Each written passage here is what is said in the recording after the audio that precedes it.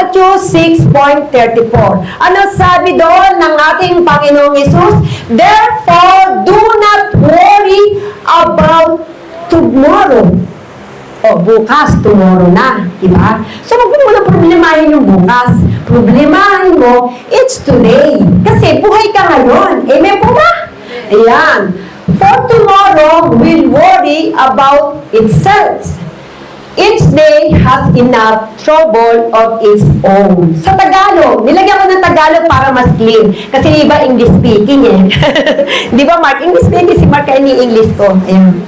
Kaya nga, huwag ninyong ikabalisa ang para sa araw ng bukas. Sabi niya. Dahil ang bukas ang bahala sa sarili nito. Sapat na ang iyong suliranin sa bawat araw.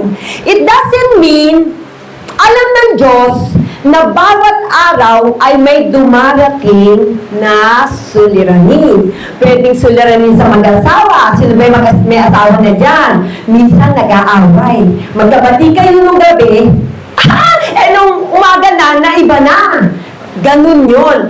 It's because the demon is alive. So, lagi siyang nanunukso para yung faith mo, yung 9 fruit of the Holy Spirit mo, wala yung patience, love, yung joy. Kasi ang ninanakaw ng demonyo sa buhay natin, alam niyo kung ano yun?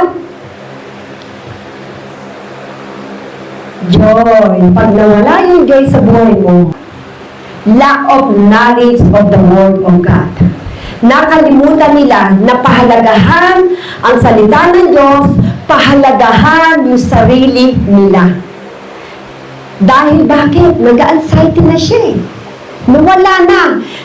Hindi niya napukosan ang pananampalataya. Kaya ang sabi ng Panginoon, look into Jesus, the finishing in our faith. Look only Jesus. Pero sino nilulok nila?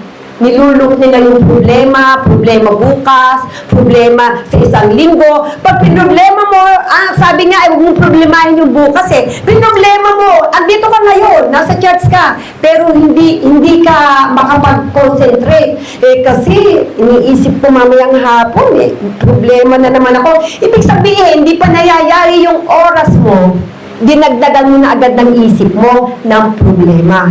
So, kaya ang sabi ng Diyos, pumanatag ka. Yung araw na yan, ipagpasalamat mo na. Huwag mo nang problemahin yung gagawin mo, yung magpupuri kay Lord, kung paano mo uunahin siya. Bakit? Sinabi ng Diyos unahin mo siya. Lalo na pag araw ng linggo. To overcome worrying. Una, ano ang kailangan natin? Focus on the good things in your life. It will help you feel better. Kapag ang iniisip natin laging mabuti, yung masaya, do you think papasok pa yung sadness at loneliness sa'yo? Hindi na. Kasi iniisip mo na agad na, I feel better, I'm happy, and I have good things today. Ibig sabihin, inisip mo na yung lahat ng mabubuti. Inisip mo na yung saya. Kapag masaya ka, never nang makasingit pa ang gawa ng demonyo. Kasi ang demonyo, ano ba, tandaan nyo to ha, ang hinasik ng demonyo, kalungkutan. Kasi si Lord, ang hinasik niya, joy. Ano yan magkatawag sa Tagalog? Magkasalungat. Pag ang binigay ng Diyos sa'yo, joy, ibibigay ng demonyo, lungkot. Kapag ibinigay sa'yo ng Diyos ay katahimikan, peace of mind, ang bibigay ng demonyo sa'yo, kabuluhan. Amen po ba? Kapag ibinigay ng sa'yo ng Diyos ay love, ano ibibigay sa'yo ng demonyo? Yes, hate and angry, di ba? O, kapag ang ibinigay sa'yo ng Diyos ay yung communication para kausapin si Lord, communication, pray. Ano ibibigay ng demonyo sa'yo? Ay, huwag kang makipag-usap kay Lord, huwag kang manalangin. Laging ganon. Ay, tsaka na lang ako mananalangin.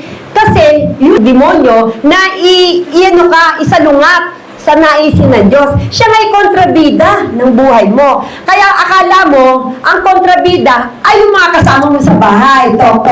Hindi kontrabida ang mga kasama sa bahay. Yan ay mga kapatiran natin kay Lord. Kaya lang sila minsan pumapangit ang mga ugali. It's because of bulong ng demonyo. Alive nga siya eh. Spirit nga siya. Nagbubulong nga siya para bakit? Ano iniasik ng demonyo? Kaguluhan, pag-aaway, pag-aalitan. So, doon pa lang malalaman nyo na si David ang nagbubulong nun. So, i-erase na natin. Focus, kailangan pumaus tayo sa mga mabubuting bagay. Amen po ba? Yung mabubuting bagay, kapag yaan ang nasa mindset mo, nasa puso mo, yung joy, do you think magkakaroon ka pa ng worry about tomorrow? No, di na. Kasi sabi mo, enough na yung one day.